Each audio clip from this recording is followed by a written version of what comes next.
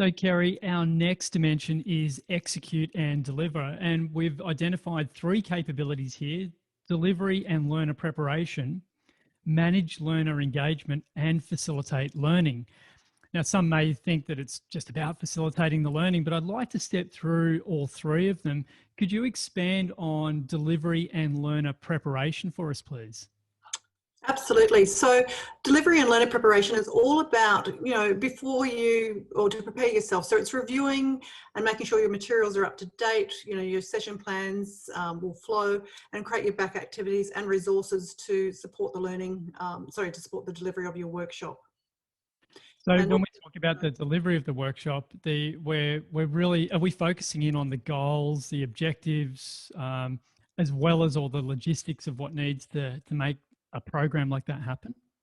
Absolutely. So yeah, it's not just the materials, but it's also, making sure that the learners and the stakeholders are aware of all, in advance, and can confirm that they know, the program goals, the value it's going to provide to them, and the logistics of where, when, and, and is there any areas that they need to prepare themselves before they come along or turn up?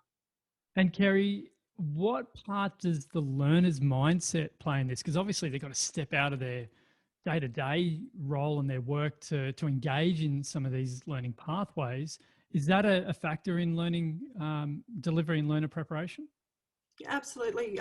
It's really important that we sort of think, they don't go from one environment to another environment, that there is sort of some preparation to get their mindset right, and also to prime the learners ready to learn, because we all know that quite often you'll get learners that will just turn up to your learning event and they've got no idea why they're there, how it's going to help them, the value it's going to provide, what opportunities they will get after the program. So these are all really important things to help them prepare for the learning, be motivated for the learning, and be ready to absorb all the information that they're going to get through that initiative. And I'm sure that's got to be one of my favourite questions, opening up a session. Who was told that they had to be here, or who knows why they're here? And you see the long faces of the people that have got no idea. So I can now see the value in making sure they've got the right mindset before we try to engage them. And that probably leads us to the next capability, which is manage learner engagement.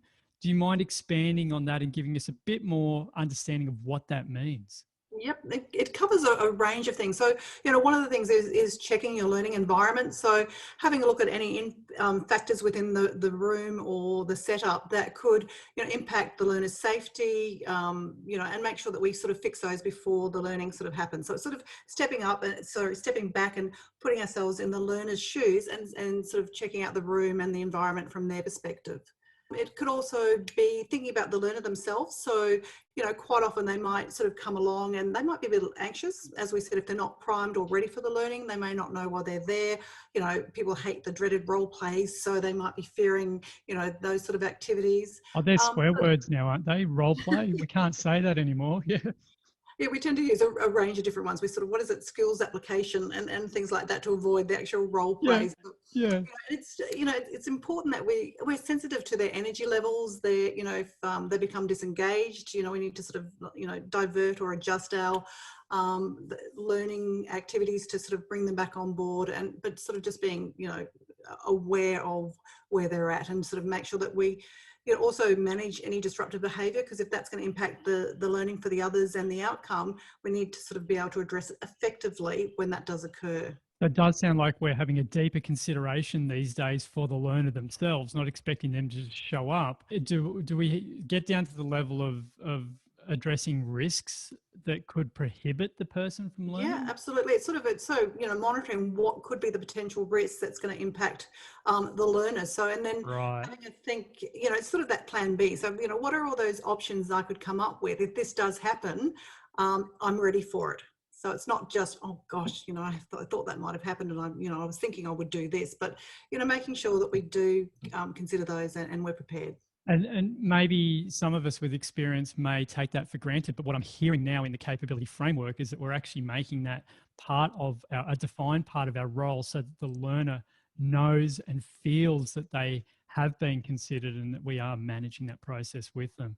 It really probably leads us naturally to the third capability, Kerry, which is facilitate learning. Would you mind expanding on that one as well, please? Sure. It's facilitated learning. It's about projecting, that presence of self-assurance that we're confident, that we can enhance the learning processes and the experiences for the learners so that, they're feeling comfortable when they enter the learning environment. So, and it's being able to use a range of different facilitation techniques and be able to utilize the learner's experience and their knowledge and draw that into the learning process, so that we can build on those when we introduce new concepts and applications.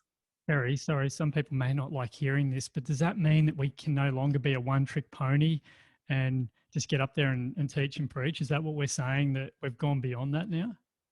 Absolutely. It's so important that, some people can just sort of rock up and, entertain, but, it's all about the learners. It's all about the experience of the learning, and then also, the application of it afterwards. So it's really important that we can monitor their progress, we can adjust, we can adapt, but we really, engage them and draw on their knowledge. So That sounds like as learning professionals, we need to have that professional flexibility now and into the future within our facilitation, how we're facilitating that learning, whether it's face-to-face or whether it's any one of these learning pathways we've spoken of in other dimensions.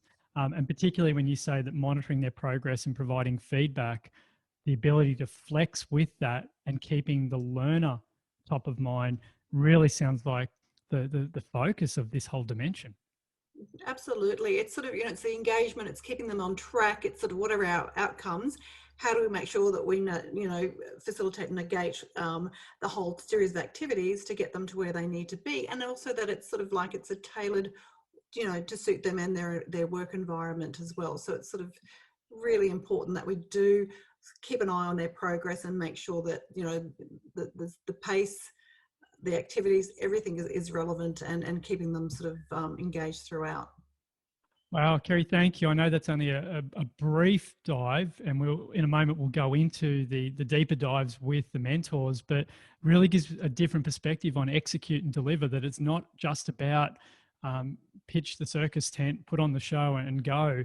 What I'm hearing now is the three capabilities of delivery, learning and learner preparation, the manage the learner engagement, and the actual facilitate learning have a lot of depth to them and a lot of learner-centric consideration, that these days we really need to be more focused on the learner than we do as the practitioner, for want of a better word. So And just one last point, Joshua, with this facilitate learning, as learning professionals, quite often we don't get to see other people in action. We sort of either, we work independently where we just go into an organisation on our own and deliver our training, or we work within our learning and development team within an organisation. So we quite often don't see different techniques and processes that are available. So we keep ourselves up to date. So we tend to fall back and doing the same thing or adjusting slightly to what we're doing. But there are so many new techniques and methodologies that we need to sort of be able to tap in and find those so that we can continue to enhance, particularly in this